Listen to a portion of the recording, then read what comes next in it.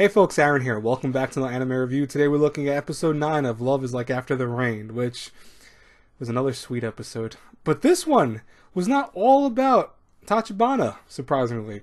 And nor was it all about Kondo. It was actually a nice mixture of both of these characters today. So we have our festival, which I had a feeling something would go kind of awire here, where, Akira met with her friend from the track team. But while things started off kind of nice, they had Akira had her family with her, etc.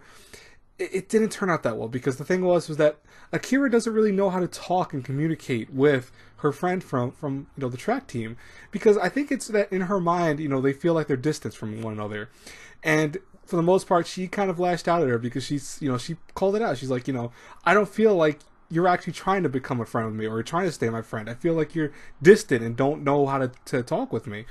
And I think that's accurate with Akira, so that kind of led to a meltdown, and they're right now having some issues that do still preside until the end of the episode too. What was probably the later half of the episode and the focus for majority was Kondo meeting up with a friend from school, and it was actually the guy who wrote the book that we saw Akira lend to Kondo in the library.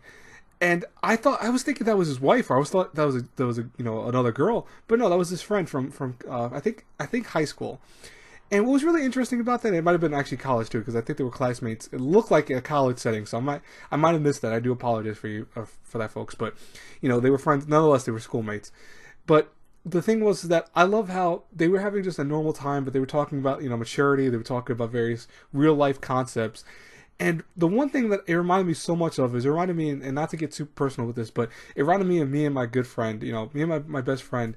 We have, a lot of things going on in our lives, and we are very both busy, and we also have distance apart from one another, so we can't always hang out. We do meet each other once a year, or sometimes twice a year, but we would love to see each other more often. We just can't, because we both have lives to live.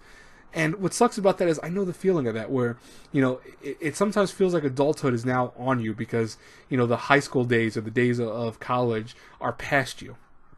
And you can't go out and do things like with friends anymore. It feels like that, which it does happen, but the thing is that as his friend said the best, and it's very true, it's something that I think is the best wisdom that people can hear, is that you're not adults, they're friends. They're more than just adults.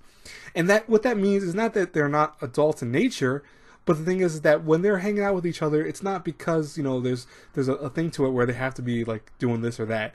It's because they want to. They were friends. They were classmates together, and that's very accurate to real world settings. So it was a very nice takeaway from that. Where I hope that message is conveyed very well to people, because as you get older, it is like harder to get with your friends and stuff like that, but it's not impossible. And even when you do, you remember those days of nostalgia, like Kondo did, where you remember the days when he was in class and writing, when he used to write all the time. But now, as a manager, he doesn't really write very much anymore.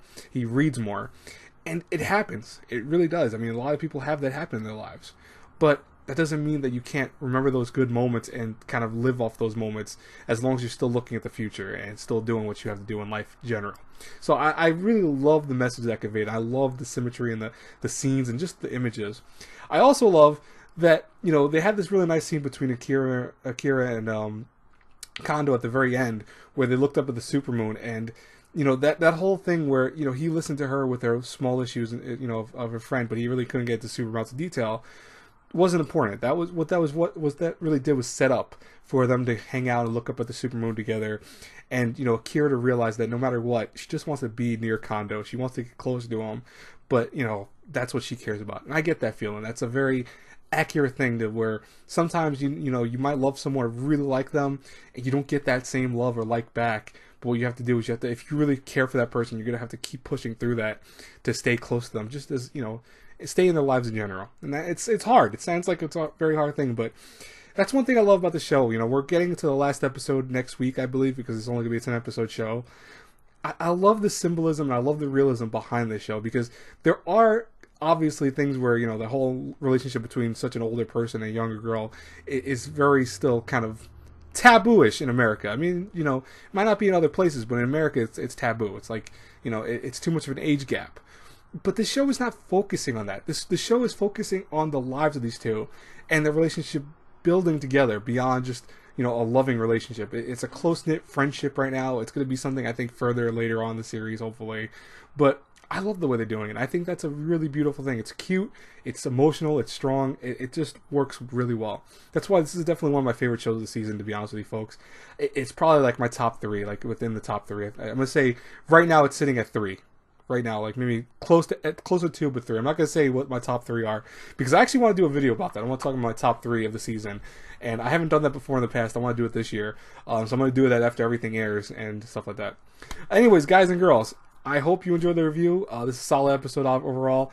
Next week's the last episode. I can't wait. I'm very excited. I'm also kind of melancholy about it because that's the end of the show, and that's going to suck. I really did love the show.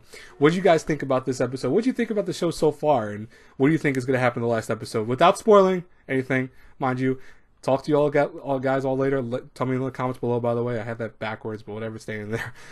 I'll talk to you guys later. God bless you all. Seriously. Bye-bye, everyone.